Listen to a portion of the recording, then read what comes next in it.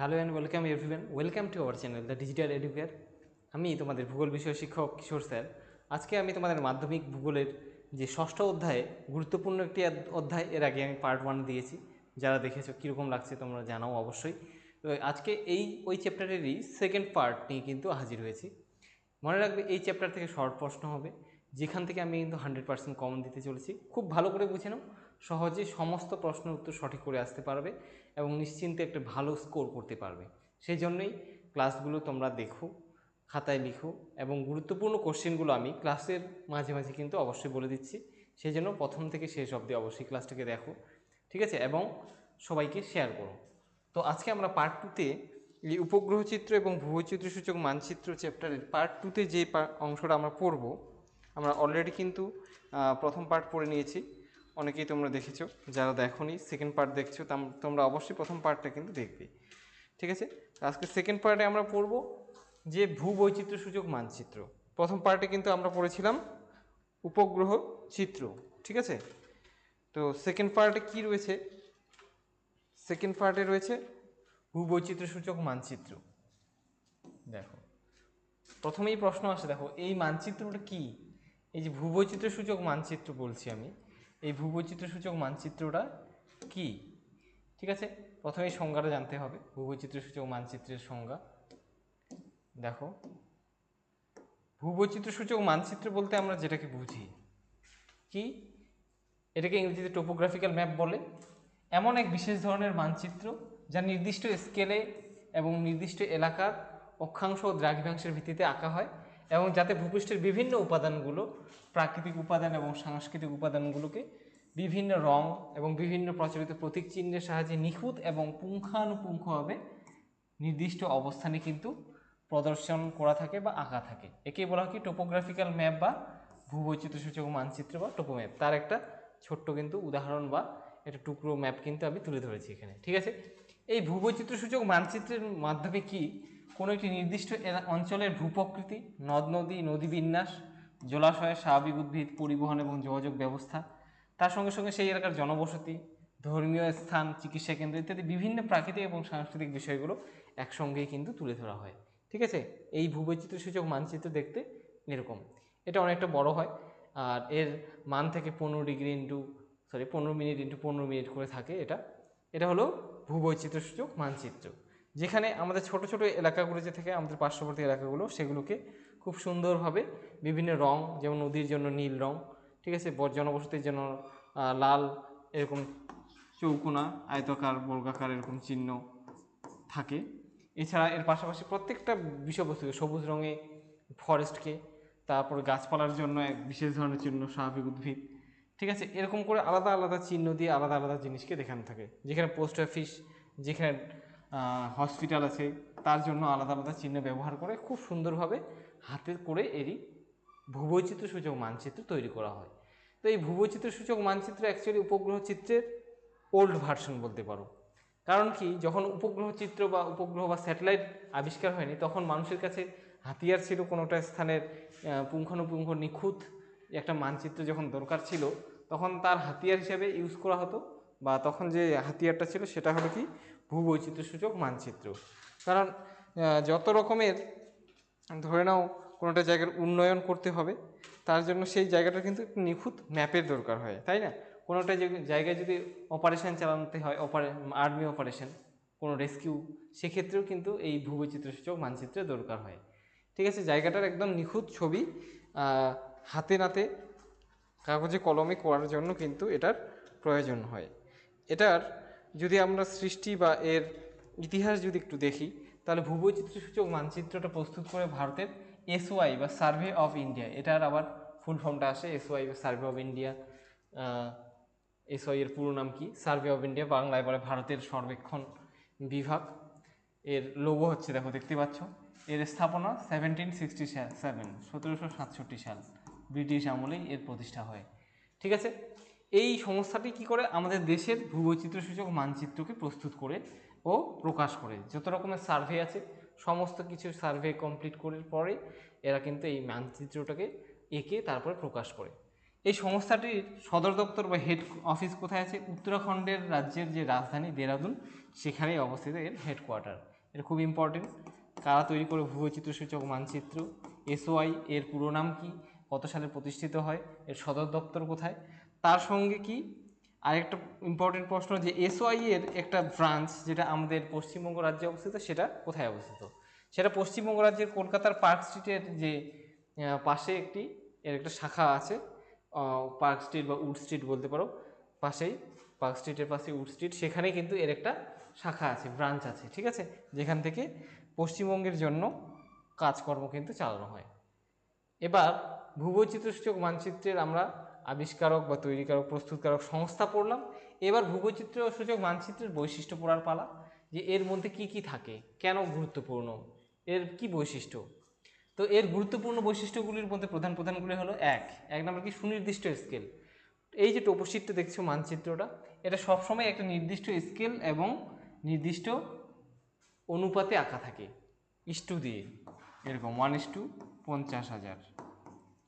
এর মানে হলো এটা, এই যে 1 এটাকে স্কেল বা ভগ্নাংশসূচক সংখ্যা বা অনুপাত বলে, আরএফও বলে এটাকে, রিপ্রেজেন্টেটিভ ফ্র্যাকশন, এগুলো ক্লাস 11-এ গিয়ে জানতে পারবা। এর মানে হলো এই যে এক কথাটার অর্থ হলো 1 সেন্টিমিটার কোথায়? মানচিত্রে। এই ম্যাপটার মধ্যে এই যে পাশে ম্যাপটা দেখতে পাচ্ছ, এটাকে যদি আমরা স্কেল দিয়ে 1 সেন্টিমিটার মাপি, বাস্তবে সেই জায়গাটা কোথায়? মাটিতে। কত? মাটিতে বাস্তবে সেই জায়গাটা ভূমিতে হবে, বাস্তবে ভূমিতে 50,000 সেমি, 50,000 সেন্টিমিটার, ঠিক আছে। 1,00,000 সেমিতে 1 কিলোমিটার হয়, তোমাদের জানার জন্য বুঝে দিচ্ছি। তো 50,000 সেমি মানে 1,00,000-এর অর্ধেক, অর্থাৎ 0.5 কিলোমিটার, অর্থাৎ হাফ কিলোমিটার। 1 সেমিতে হাফ কিলোমিটার এলাকাকে আঁকা থাকে, সেজন্য অনেক ডিটেল, অনেক নিখুঁত থাকে, ঠিক আছে। তো এই মানচিত্রের স্কেলে যে 2 সেমিতে 1 কিমি, অর্থাৎ 1 সেমিতে যদি হাফ কিমি হয় তাহলে 2 সেমিতে কি 1 কিলোমিটার হলো। এই অনুপাতে থাকে দূরত্বের অনুপাত, আরএফ স্কেলে যে 1:50,000 থাকে। মানচিত্রের স্কেল 1 সেমিতে 2 কিমি হলে দূরত্বের অনুপাত বা আরএফ হবে কি 1:2 লাখ, ঠিক আছে। একটা সারণী আছে, তার মাধ্যমে এটা প্রকাশ করা হয়, প্রকাশ করতে মানে ডিটেলটা থাকে এটা। যাই হোক, সারণীটা থেকে আমি বলে দিলাম যে এরপরে আছে, অবশ্যই এখানে দেখো পরপর, সারণীটা রাখিনি কিন্তু এখানে আছে সবগুলোই। তো এখানে দেখো ভূবৈচিত্র্যসূচক মানচিত্রের 2 নম্বর বৈশিষ্ট্য কি? নির্দিষ্ট বিস্তার এবং অবস্থান। এই যে টোপোগ্রাফিক্যাল ম্যাপ বা ভূবৈচিত্র্যসূচক মানচিত্র দেখছো, এগুলো নির্দিষ্ট স্কেলে এবং অনুপাতের ভিত্তিতে অঙ্কন করা হয়, যার জন্য কি তাদের নির্দিষ্ট অক্ষাংশ এবং দ্রাঘিমাংশগত বিস্তার থাকে, অবস্থান এবং সীমানা ও ক্ষেত্রমানও নির্দিষ্ট থাকে, ভুলভাল থাকে না, একদম অ্যাকুরেট থাকে, ঠিক আছে। আর কি এর উদাহরণ হিসাবে যদি দেখি আমরা, তো এর উদাহরণ হলো যেসব টোপোগ্রাফিক্যাল মানচিত্রের স্কেল 2 সেমিতে 1 কিমি, তাদের অক্ষাংশ দ্রাঘিমাগত বিস্তার যথাক্রমে 15 মিনিট ইন্টু 15 মিনিট, যেটা বললাম। অর্থাৎ এদিকে 1 ডিগ্রি পরপর নয়, ধরে নাও এটা যদি হয় 10 ডিগ্রি, 10 ডিগ্রি 5 মিনিট যদি হয়, তাহলে এরপরে যে অক্ষাংশটা থাকবে, সরি দ্রাঘিমাটা থাকবে, সেটা হয়ে যাবে 10 ডিগ্রি 10 মিনিট, 10 ডিগ্রি 10 মিনিট, তারপরে এরকম করে 10 ডিগ্রি 15 মিনিট, এরকম 15 মিনিট ইন্টু 15 মিনিট করে থাকে, ঠিক আছে। বেশ, মানে টোটালটার ডিস্টেন্সটা 15 মিনিট থেকে, এদিকে 15 মিনিট, এদিকে 15 মিনিট, ঠিক আছে, 5-5 করে। তো টোটালে 9টা খোপ থাকে, এরকম করে, এরকম করে যদি আমরা খোপ করি, তাহলে এরকম করে এখানে 9টা খোপ পেয়ে যাই আমরা, ঠিক আছে। 5, 10, 15। বেশ, এবার দেখো এর বিস্তার যদি দেখো, এর উদাহরণ যদি হিসেবে যদি দেখো 73/3 মানচিত্রের বিস্তার, এটার এখানে অক্ষাংশ দ্রাঘিমাগত বিস্তার দেওয়া আছে, ঠিক আছে। 3 নম্বর বৈশিষ্ট্য দেখো নির্দিষ্ট তথ্যের উপস্থাপনা। উপগ্রহ টোপোগ্রাফিক্যাল মানচিত্রে কি নির্বাচিত নির্দিষ্ট বিষয়সমূহের তথ্যই সরবরাহ করা হয়।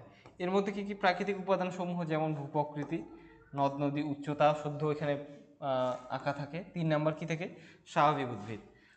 আর কি বৈশিষ্ট্য থাকে? সাংস্কৃতিক উপাদান, এর মধ্যে থাকে পরিবহন, যোগাযোগ ব্যবস্থা এবং জনবসতি, অর্থাৎ মানুষের বাসস্থান, এগুলোও এখানে লোকেটেড থাকে, ঠিক আছে।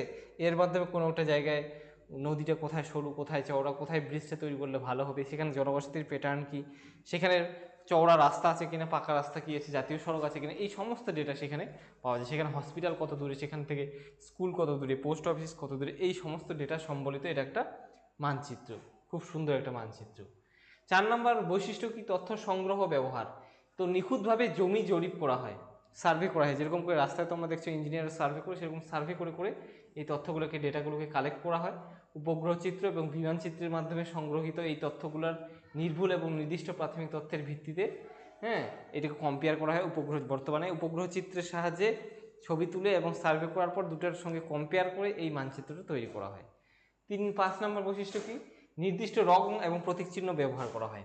এই যে ম্যাপটা আঁকা হচ্ছে, তার মানে এরকম নয় যে নিজের ইচ্ছা মতো চিহ্ন ব্যবহার করা হচ্ছে।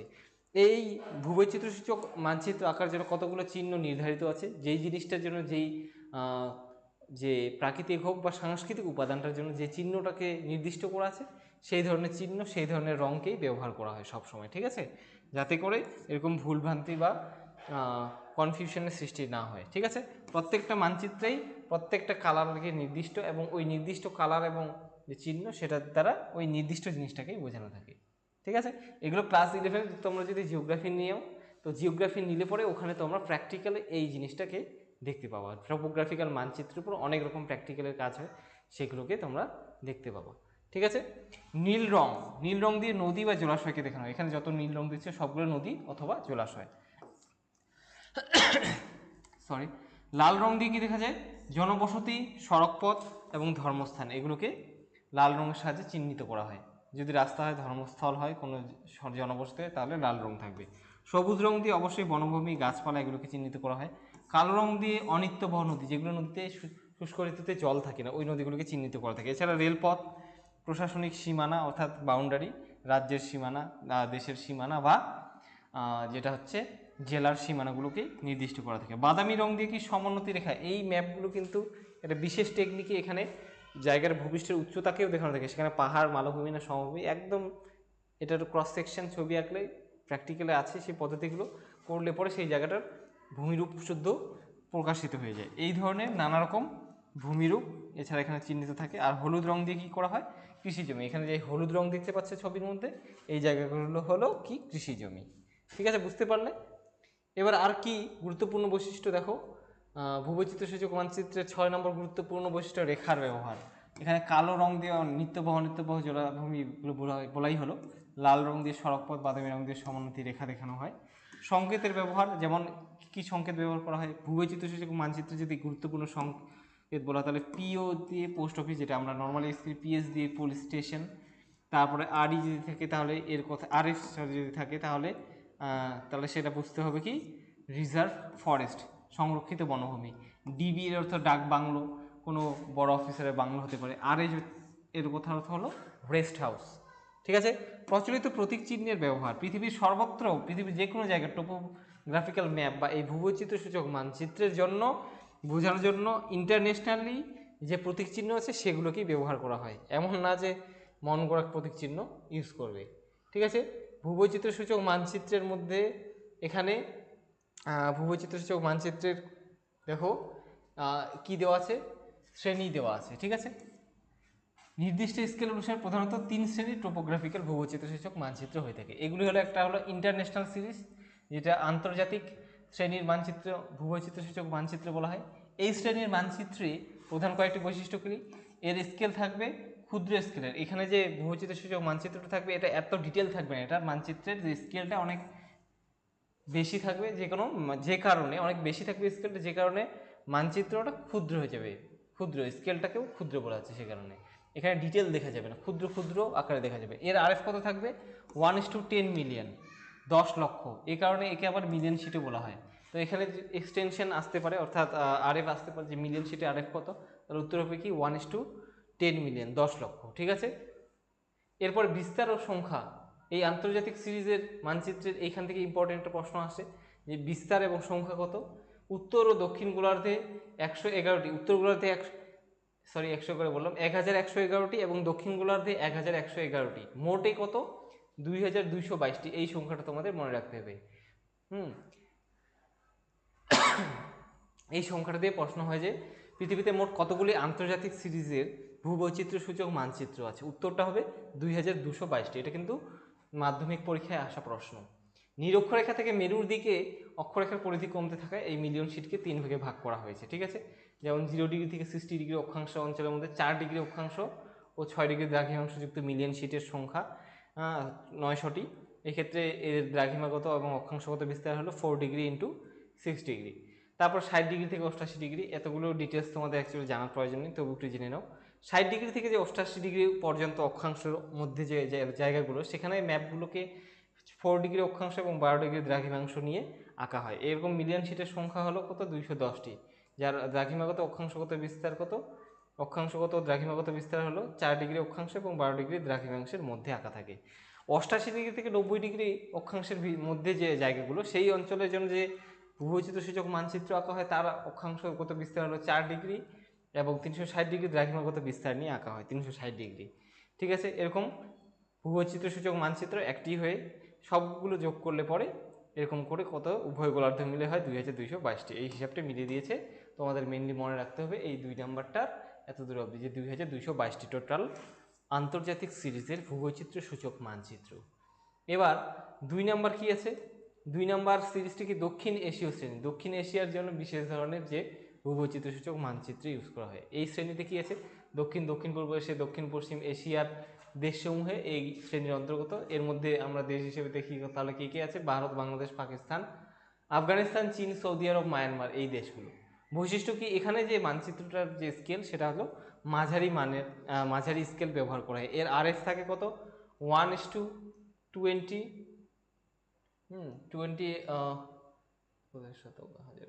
2 লক্ষ, ঠিক আছে? এই ওয়ানটা হবে না, 2 লক্ষ, 1:2 লক্ষ। আর এর বিস্তার কত? অক্ষরেখার বিস্তার হচ্ছে 8 ডিগ্রি অক্ষরেখা এবং দ্রাঘিমারেখার বিস্তার হলো 12 ডিগ্রি অক্ষরেখার মধ্যে। ভারত ও প্রতিবেশী দেশের শ্রেণীসমূহ এর মধ্যে কি? ভারত ও তার প্রতিবেশী দেশ যেমন আফগানিস্তান, পাকিস্তান, নেপাল, ভুটান, চীন, বাংলাদেশ, এগুলো রয়েছে, মায়ানমার, এদের ভূবৈচিত্র্য সূচক মানচিত্র দেখানোর জন্য এই শ্রেণীটার ইউজ করা হয়। এক্ষেত্রে কি বৈশিষ্ট্য? স্কেল, এগুলি ক্ষুদ্র স্কেলের মানচিত্র, RF 1:1 লাখ, ঠিক আছে? বিস্তার কি? 4 ডিগ্রি অক্ষাংশ ইন্টু 4 ডিগ্রি অক্ষাংশ, এটা মনে রাখতে হবে। এই যে এদের বলা হয় কি 4 ডিগ্রি শিট, ঠিক আছে? এর অক্ষাংশ দ্রাঘিমাগত বিস্তার 4 ডিগ্রি ইন্টু 4 ডিগ্রি থাকে, ঠিক আছে? তো এই হচ্ছে এখানকার ভূবৈচিত্র্য সূচক মানচিত্র থেকে গুরুত্বপূর্ণ প্রশ্ন। এর ব্যবহার যদি বলো, ভূবৈচিত্র্য সূচক মানচিত্রের ব্যবহার কি, তাহলে এর গুরুত্বপূর্ণ ব্যবহার হলো কি, যে কোনো একটা জায়গার উন্নয়নের জন্য, রাস্তাঘাটের উন্নয়নের জন্য, ব্রিজ তৈরি করার জন্য, সেখানে কোনো অপারেশন যেমন আর্মিদের হাতে থাকে এই বিশেষ ধরনের ভূবৈচিত্র্য সূচক মানচিত্র, যেখানে সব ডিটেলস থাকে। এই মানচিত্র এতটাই নিখুঁত যে এখান থেকে প্রত্যেকটা বাড়ির দূরত্ব এবং নদীটা পার করার জন্য যে দূরত্ব, নদীটা কত চওড়া, কোন জায়গায়, সমস্ত কিছু ডিটেলস পাওয়া যায়। এমনকি এই যে এর মাধ্যমে, স্কেলের মাধ্যমে এখানে এটাও বের করা যায় যে কত পা ফেললে পরে এই স্থানটা থেকে, মানে মানচিত্রের কোনো একটা নির্দিষ্ট জায়গা থেকে আরেকটা নির্দিষ্ট জায়গায় পৌঁছানো যাবে। তো সময় এবং ডিস্টেন্স সব একদম নিখুঁতভাবে ক্যালকুলেট করা যায়। এটার মারাত্মক গুরুত্বপূর্ণ ব্যবহার আছে, ঠিক আছে? প্রাচীনকালে এর থেকে শুরু করে বর্তমান যুগেও এর অল্টারনেট হিসেবে সেরকম কিছু নেই। অফলাইনে একটা হাতিয়ার যদি বলো, তাহলে সেটা হলো ভূবৈচিত্র্য সূচক মানচিত্র। এটা প্রত্যেকটা ব্লক অফিসে এই ভূবৈচিত্র্য সূচক মানচিত্র থাকে, ঠিক আছে? সেখানকার উন্নয়নের জন্য, ঠিক আছে? চলো এবার দেখি এখান থেকে কি কি গুরুত্বপূর্ণ প্রশ্ন এখান থেকে হয়।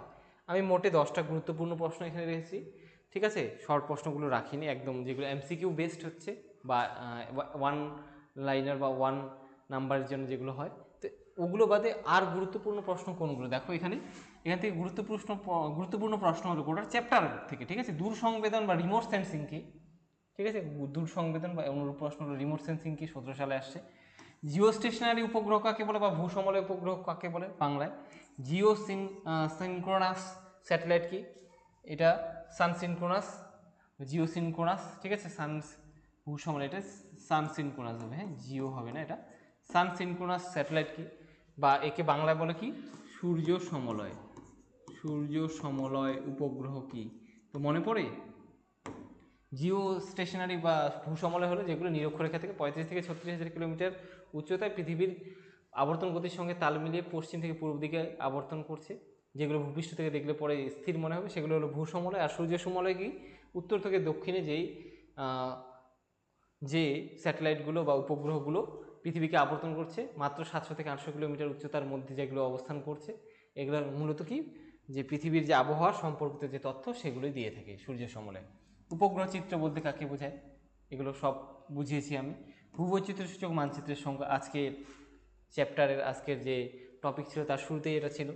সেন্সার কি খুব ভালোভাবে বুঝিয়েছি, তোমরা এখনও যারা দেখোনি তারা অবশ্যই ফার্স্ট পার্টটা এই চ্যাপ্টারে দেখে নাও। সংবেদক বা সেন্সর কি খুব ইম্পর্টেন্ট। সেন্সর দুই রকমের হয়, অ্যাক্টিভ সেন্সর এবং সক্রিয় সেন্সর, নিষ্ক্রিয় সেন্সর, সরি একটু ভুলে গেলাম, অ্যাক্টিভ সেন্সর আর হলো, যাই হোক বাংলায় বলছি, সক্রিয় সেন্সর এবং নিষ্ক্রিয় সেন্সর। ঠিক আছে, তো ফলস কালার কম্পোজিশন বা ছদ্ম রং বা এফসিসি কি এটাও ভালো করে বুঝিয়েছি। উপগ্রহ মানচিত্রে ছদ্ম রং বলতে কি বুঝো? ঠিক আছে, ছদ্ম রং কথার অর্থ হলো প্রকৃতিতে আমরা যে জিনিসটাকে যে কালারে দেখছি চোখে, তো সেক্ষেত্রে উপগ্রহ চিত্রে অনেক সময় সেই কালারটাকে চেঞ্জ করে ফলস কালারে দেখানো হয়। সবুজকে লাল, লালকে সবুজ, এরকম করে চেঞ্জ করে দেখানো হয়। খুব সুন্দর করে প্রথম পার্টে আলোচনা করা আছে, এই ভিডিওটাকে দীর্ঘায়িত করব না। এগুলো উত্তর জানার জন্য, বুঝে নেওয়ার জন্য অবশ্যই প্রথম পার্টটা দেখো। এগুলোই গুরুত্বপূর্ণ প্রশ্ন, এগুলোই পরীক্ষায় আসতে চলেছে। উপগ্রহ মানচিত্রের ব্যবহার ও গুরুত্ব, এটাই 5 মার্কসে বা 3 মার্কসের জন্য আসতে পারে। এইভাবে প্রস্তুত করে নেবে, 5টা পয়েন্ট তোমরা খুব সুন্দর করে পড়ে নেবে। প্ল্যাটফর্ম কি? প্ল্যাটফর্ম হলো যেরকম প্ল্যাটফর্মে ট্রেন আসে, তো এই প্ল্যাটফর্মে ট্রেন আসে না, এই প্ল্যাটফর্মে কি হয়, উপগ্রহগুলোকে নির্দিষ্ট উচ্চতায় প্রতিস্থাপন করা হয়, যেগুলো যাতে অ্যাক্টিভলি কাজ করে পৃথিবীর সম্পর্কে ডেটা আমাদের দিতে পারে। ঠিক আছে, জিও স্টেশনারি অর্থাৎ ভূসমলে এবং সান সিনক্রোনাস স্যাটেলাইটের মধ্যে পার্থক্য খুব ইম্পর্টেন্ট, এটাও তোমরা পড়ে নেবে এদের ব্যবহার। ঠিক আছে, তো এই পর্যন্তই ক্লাসটা, তোমরা চাইলে এটার স্ক্রিনশট নিয়ে নিতে পারো। ঠিক আছে, আমি একবার ক্লিয়ার করে দিচ্ছি। দেখো এই প্রশ্নগুলো অবশ্যই কমপ্লিট করে এখান থেকে, এগুলোই গুরুত্বপূর্ণ প্রশ্ন, এখান থেকেই পরীক্ষায় পেতে চলেছো। ঠিক আছে, তো আজকের ক্লাসটাকে আর দীর্ঘায়িত করছি না, ক্লাসটা এখানে শেষ হয়ে গেল, তার সঙ্গে সঙ্গে এই চ্যাপ্টারটাও শেষ হয়ে গেল। দেখো এই আমি এরপরেই কিন্তু এখানে আমাদের যে ভারতের ভূগোল আছে সেখান থেকে সুন্দর সুন্দর করে টপিক ওয়াইজ ছোট ছোট ছোট ছোট করে ভিডিও নিয়ে আসবো, যেখান থেকে আমি এভাবেই গুরুত্বপূর্ণ প্রশ্ন কিন্তু চ্যাপ্টারের শেষে কিন্তু বলে দেবো। অবশ্যই এই চ্যানেলটাকে সাবস্ক্রাইব করে রাখো এবং ভিডিওগুলোকে, ক্লাসগুলোকে সবাই নিয়মিত দেখো, অবশ্যই উপকৃত হবে। ঠিক আছে, সবাই ভালো থাকবে, সুস্থ থাকবে, ধন্যবাদ। দেখা হচ্ছে পরবর্তী ভিডিওতে। ঠিক আছে।